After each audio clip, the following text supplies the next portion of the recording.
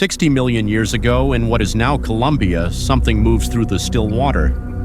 The swamp is thick with vegetation, primitive palms, giant ferns, and mangrove-like trees crowding the banks of slow-moving rivers. The air is heavy, humid, saturated with moisture. The temperature stays at 32 degrees Celsius, day and night, with no seasons, no variation, just unrelenting tropical heat. Beneath the surface, darkness rules the water, and a creature resembling a crocodile, 2 meters long, drifts near the riverbank. It is resting, unaware, eyes half closed in the murk. Then the water moves. Again, there's not a ripple, not a disturbance, just a shift in pressure, a presence.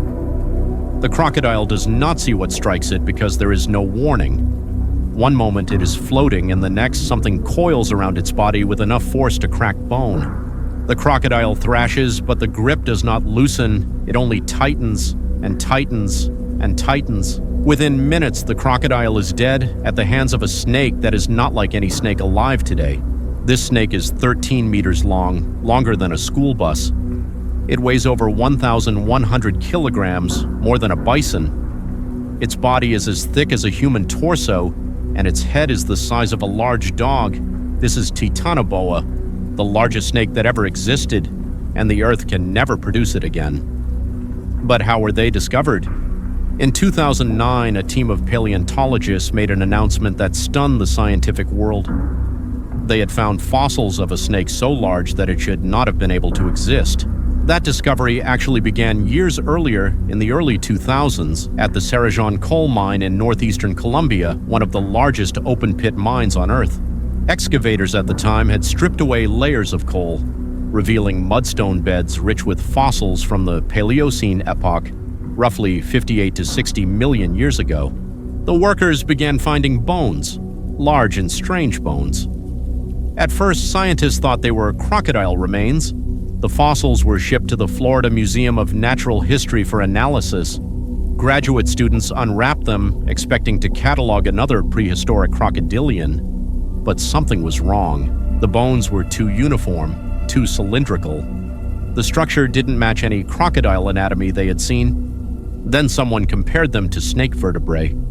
And the realization hit that these were not crocodile bones, they were snake vertebrae, though they were impossibly large, each one the size of a grapefruit.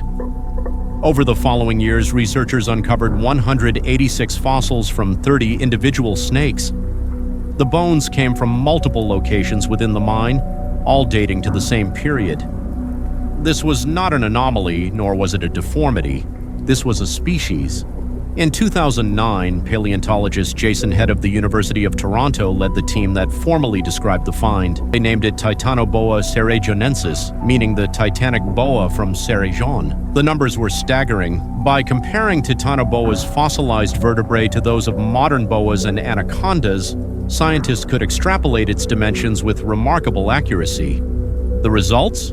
12 to 15 meters in length, over 1,100 kilograms in weight. For context, the largest anaconda ever reliably measured was 8.5 meters long and weighed roughly 230 kilograms. Also, the largest reticulated python on record measured 10 meters. Titanoboa dwarfed it. In fact, Titanoboa broke the previous record for snake length, once held by a 40-million-year-old Egyptian species. So this was not just a big snake, this was the apex predator of its ecosystem. It appears that after the extinction of the dinosaurs 66 million years ago, life on Earth was reordering itself. Mammals were still small and birds were diversifying. And in the swamps of what would become South America, snakes had become the dominant carnivores. However, Titanoboa's size revealed something even more extraordinary than its predatory dominance. It revealed the climate of a lost world. Snakes are ectotherms, cold-blooded animals that do not generate their own body heat. So their metabolism, their activity, their variability to survive depends entirely on the temperature of their environment. The warmer the climate, the larger a snake can grow. The cooler the climate, the smaller the maximum size.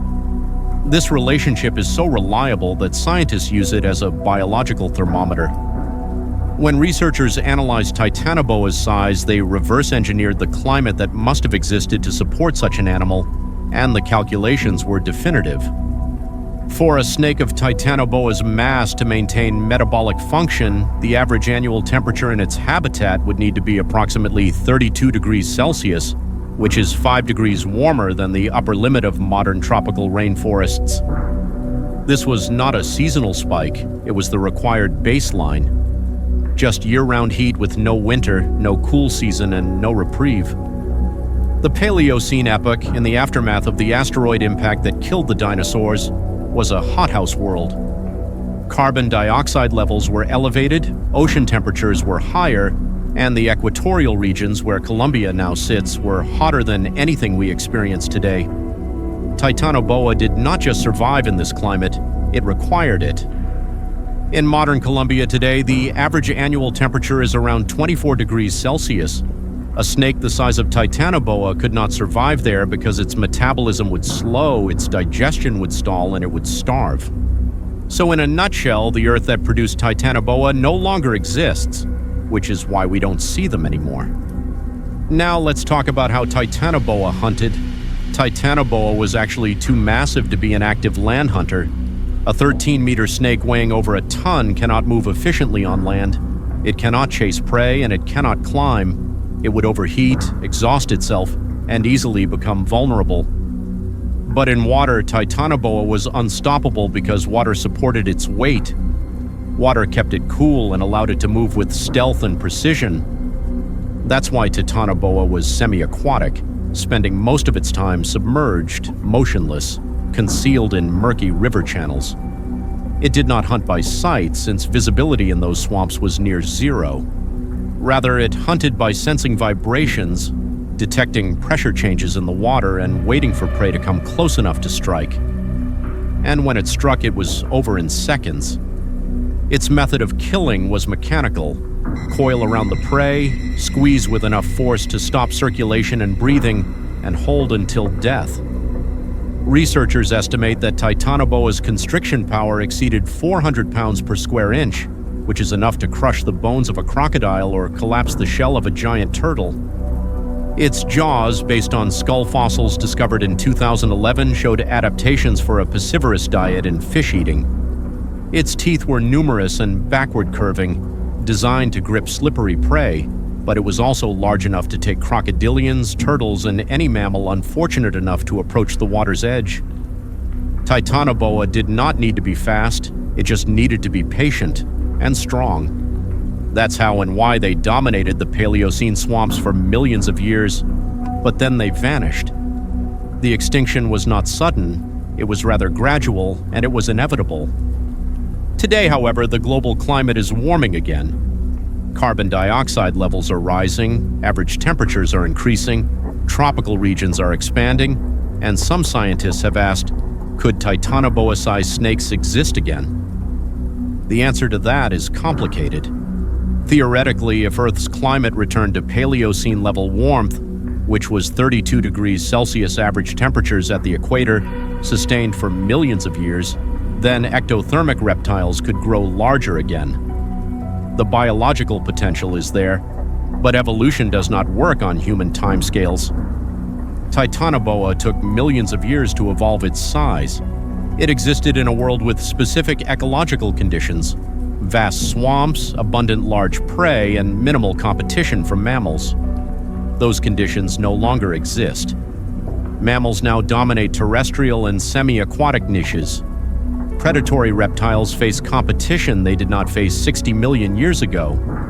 And even if the climate warmed to Paleocene levels in the next few centuries, there would be no ecological space for a Titanoboa to evolve. But the fact remains, a warming planet favors large ectotherms.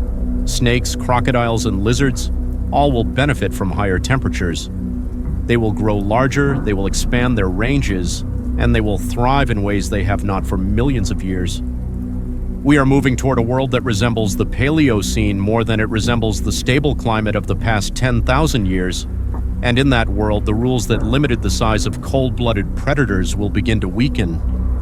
So while Titanoboa is unlikely to return in this age or the next, the conditions that made it possible are being recreated, and we have no idea what that will produce. If you want to learn more about creatures that ruled lost worlds and the forces that shaped their rise and fall, subscribe and join us as we uncover the extremes of life that the Earth has hidden in stone.